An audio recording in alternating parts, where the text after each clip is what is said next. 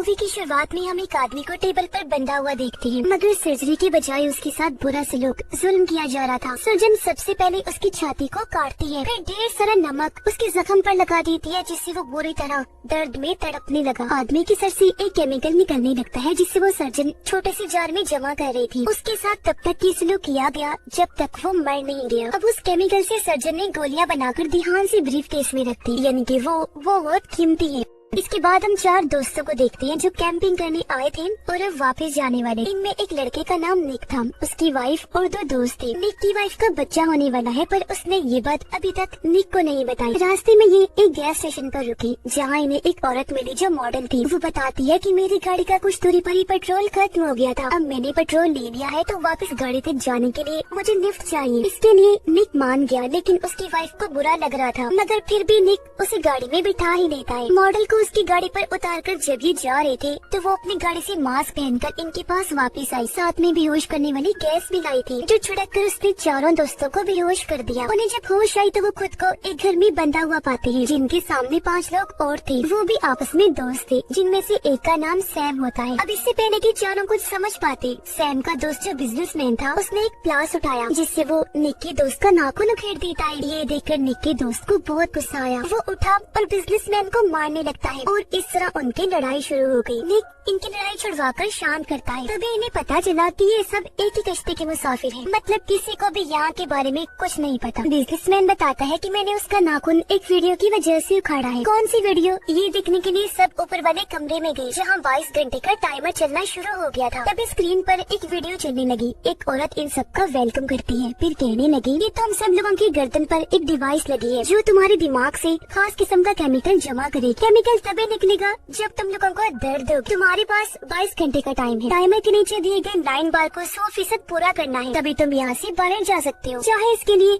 फिर तुम्हें कुछ भी करना पड़े। दिए गए टाइम के अंदर अगर तुम ऐसा ना कर सके तो बाद में जो तुम्हारे साथ होगा वो तुम्हें पता चल ही जाएगा। यानी इनके साथ अब जो भी होने वाला है, मतलब दिमाग से केमिकल का निकालना, वो सब शुरुआत वाले सीन से जुड़ा हुआ है। अब यहाँ से बाहर निकलने के लिए 9 बार को पूरा करने के साथ साथ इन्हें गर्दन पर लगी छोटी सी जार को खास किस्म की केमिकल से भरना है। अब या तो एक दूसरे को ऐसे ही मारे या ग्रुप्स की शक्ल में एक दूसरे को तकलीफ दे, तभी इनका जार भर सकता है। ये लोग इस घर से भाग भी नहीं सकते, क्योंकि पूरा घर लॉक्ड है। इन्होंने भागकर देख भी लिया था, जिसमें ये नाकाम रहे थे। तो एक दूसरे को तकलीफ देने के अलावा अब इनके पास और कोई रास्ता नहीं था। लेकिन इसके लिए सैम का एक दोस्त राजी नहीं था, वो बुरी तरह घबरा गया था। इसीलिए वो खुद ही गर्दन पर लगी डिवाइस को निकालने लगता है। ऐसा करने से उसे दर्द भी हो रही थी, जिससे 9 बार आगे बढ़ने लगता है। पर जैसे उसने डिवाइस को निकाला, मौके पर ही उसकी मौत हो गई। ऐसा होने से 9 बार की परसेंटेज वापिस से पीछे हो गई, क्योंकि उसके दिमाग से निकलने वाला केमिकल जाया हो गया था। पर वो बिल्कुल 0 पर नहीं आया था, क्योंकि इसमें कुछ हिस्सा निक की दोस्त का भी था, जब उसका नाखून उखाड़ा गया था। अपने साथी को मरता हुआ देखकर सभी काफी घबरा रहे थे। तभी सैम की एक दोस्त तारा, जो बहुत खुदगर्ज थी, कहती है कि तुम सब लड़की आपस में एक दूसरे को तकलीफ दे दो, हम लड़कियों को रहने दो। पर बिजनेसमैन कहता है कि नहीं, ऐसा नहीं होगा, कोई लड़का लड़की यहाँ नहीं देखा जाएगा, तकलीफ सबको बराबर सहनी पड़ेगी।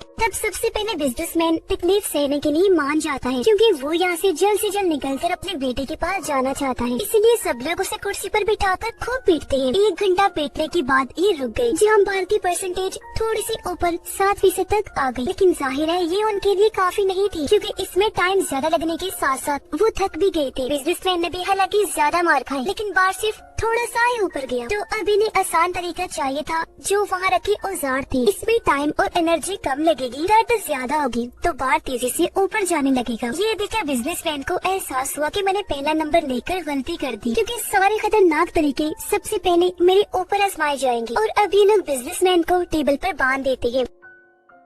जो तारा कर रही थी वो जालिम बनी हुई थी। वो सबसे पहले डंडे से उसे खूब मारती है, फिर चाकू से उसके सारे नाखून काट देती है। इससे भी उसका दिल नहीं भरा, तो वो उसकी टांग पर चाकू मारकर उसका गोश्त नोचने लगती है। सिर्फ यही नहीं, अब पहले वो उसका एक घुटना तोड़ती है, जिसके बाद दूसरी टांग भी तोड़ के रख दी। इससे वो बेचारा अब पूरी तरह से लाचार हो गया था। अभी भी तारा नहीं रुकती। इससे पहले वो उसे जान से मारती, निक बीच में आकर उसे रोक देता है। सारे लोग जब उसे बातें सुनाने लगी तो तारा कहती है कि टॉर्चर करना था तो मैंने मैंने कर दिया, इसमें मेरी क्या गलती, और मुझे तुम लोगों ने हद बताए ही नहीं थे कि कितना टॉर्चर करना है, इसलिए मैं करती गई। फिर अब ये लोग बिजनेसमैन की पट्टी वगैरह करते हैं। उसके साथ इतना बुरा सलूक करने के बाद भी तारा कहती है कि हमें कुछ करना ही नहीं चाहिए। ऐसा करते हैं, सब आराम से बैठ जाते हैं, टाइमर खत्म होने का इंतजार करते हैं, क्योंकि उसके बाद कोई ना कोई तो यहाँ आएगा, तब हम लोग यहाँ से भाग जाएंगे। पर ऐसा कहाँ होने वाला था, इनके डिवाइसेस से सबको मार देंगे। और अब इनके बीच फिर से ये सवाल उठा कि अगला कौन। ये मसला सुलझाने के लिए निक की दोस्त किचन में गई। उसने एक प्लेट तोड़ी जिसके कई सारे टुकड़े हो गए। एक टूटे हुए टुकड़े से वो अपनी उंगली का खून निकाल कर बाकी टुकड़ों पर नंबर लिखती है। सबने एक एक टुकड़ा उठाया तो हर एक का नंबर आने पर उनकी बारियां सेट हो गयी, जिसके मुताबिक अब पहला नंबर निक का था। साथ ही इस बार ये असूल भी बना दिया कि कोई भी हद से ज्यादा टॉर्चर नहीं करेगा, जिस्म का कोई हिस्सा तोड़ेगा नहीं, सिर्फ इतना ही टॉर्चर किया जाएगा कि परसेंटेज सिर्फ 6% ऊपर जाए। एक बार सबका टॉर्चर पूरा होने के बाद ये एक बार फिर से बारियां लेंगे, यानी इनके इस गेम के 2 राउंड होंगे, क्योंकि तभी 9 बार पूरा हो सकेगा और ऐसे सबको थोड़ा ब्रेक भी मिल जाएगा। अब सैम की बारी थी तो वो टेबल पर बैठ गया। उसने जब शर्ट उतारी तो हम उसके जिस्म पर और भी कई सारे जख्मों के निशान देखते हैं। अब उसे लिटाकर गरम गरम इस्त्री उसके पेट पर लगा दी जाती है कि तभी उसने खुद ही कह दिया कि मेरे नाखून उखाड़ दो, जिस पर निक ने उसके नाखून उखेड़े तो 6% होते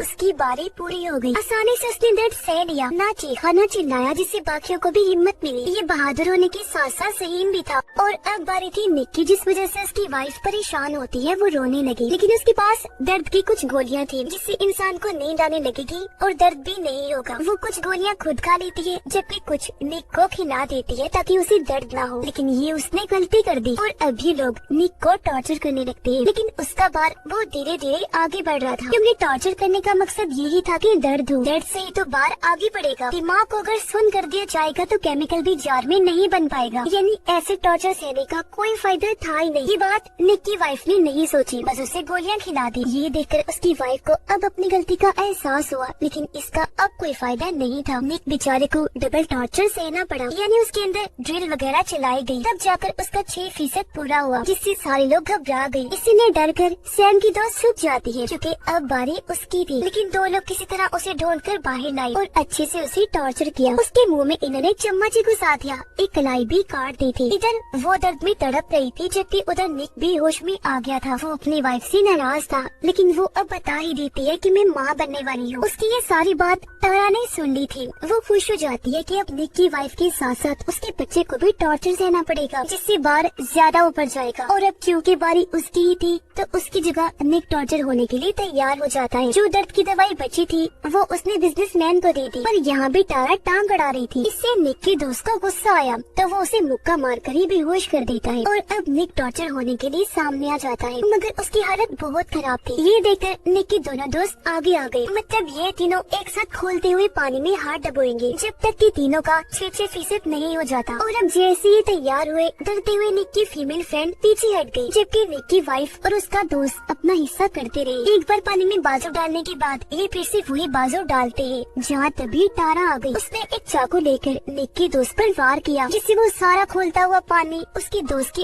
ऊपर गिर जाता है। इससे काफी ज्यादा बार ऊपर चला गया। लेकिन यहाँ तारा के इरादे कुछ और थे, वो तो उसे जान से मारना चाहती थी। चाकू लेकर जैसे उस पर हमला करने लगी, तभी पीछे से आकर निक उसे ही मारकर बेहोश कर देता है। अब इनका बार 48% तक जा चुका था और टाइम 5.5 घंटे बचे थे।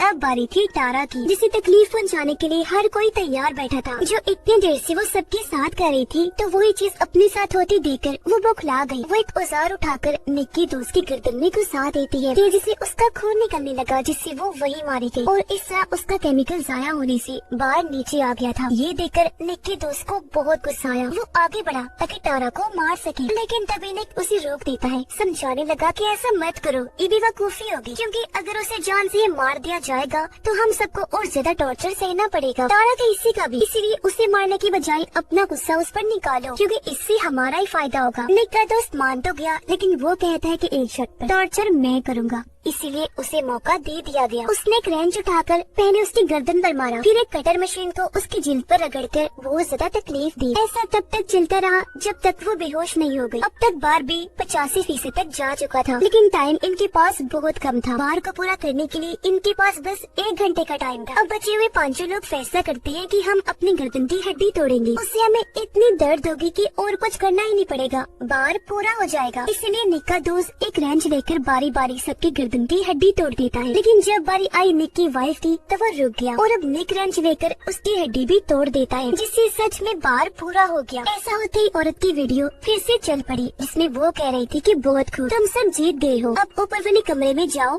जहाँ एक डिवाइस के जरिए तुम्हारे केमिकल वाले जान निकाल लिए जाएंगे, जिसके बाद तुम आजाद हो, यहाँ से जा सकते हो। ये सुनकर उन्हें सुकून मिला। वो ऊपर जाकर बारी बारी अपने जाल को निकलवाते रहे और एक दरवाजा सबको बाहर भेजता रहा। सब लोगों के जाने के बाद जब निक का दोस्त गया तो वो चिल्लाने लगता है। उसकी आवाज सुनकर निक को शक हुआ। वो जब बाहर आया तो पता चला कि सब वहाँ मरे पड़े हैं, क्योंकि उन्हें सैम मारा था। वो अब निक के दोस्त को भी चाकू से मारकर एक कमरे में भाग गया। उधर निक की वाइफ अभी भी अंदर ही थी। वो बिजनेसमैन को वहाँ से निकाल रही थी। तब बिजनेसमैन उसे बताता है कि मैंने एक ऐसे ग्रुप के बारे में सुना था जो इंसानों को टॉर्चर करके उनका केमिकल निकालकर दवाई बनाते हैं, जो एक गोली $12,000 की बिकती है। पर उसे क्या पता था कि मैं भी इसमें ही फंस जाऊंगा। बातें करते करते वो दम तोड़ देता है, जिससे उसका केमिकल जाया होने की वजह से बार फिर से नीचे आ गया। वो अब 89% पर आ गया था, जिसका मतलब था कि निक की वाइफ यहीं पर फंस गई है। इसे अब खुद ही बार को पूरा करना है, वरना ये भी इधर ही मारी जाएगी। ये चीज उसे करनी भी 18 मिनट में है, पर अब वो एक भी मिनट गवाए बगैर खुद को टॉर्चर करने में लग जाती है। अपने जले हुए हाथ पर वो सबसे पहले ब्लीच डालती है, फिर उसी हाथ को दरवाजे में देकर बार बार मारकर भेजती है, यहाँ तक कि अपनी कमर भी जला लेती है। फिर उसी हाथ में कील ठोकती है, तब जाकर बार फिर से पूरा होता है। वो बाहर आई, निकलने की बारी उसकी थी, लेकिन सैम ऐसा होने नहीं देगा। वो अपने डिवाइस से निकाल लेता है, लेकिन एक बटन जैसे उसने दबाया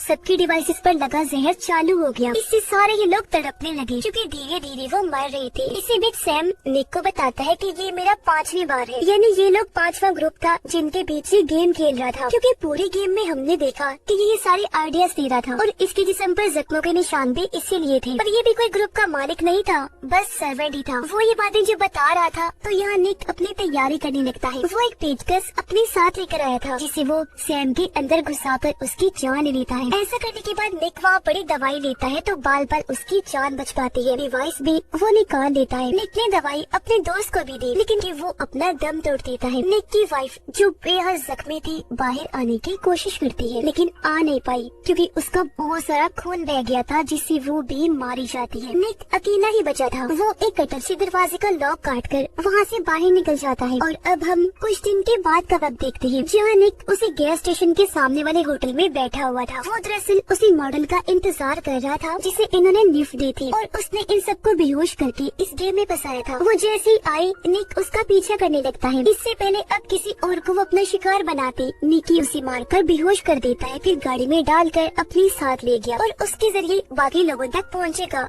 जो इस टॉर्चर ग्रुप को चला रहे थे। बदला लेगा सबसे ज्यादा अपनी वाइफ और होने वाले बच्चे का।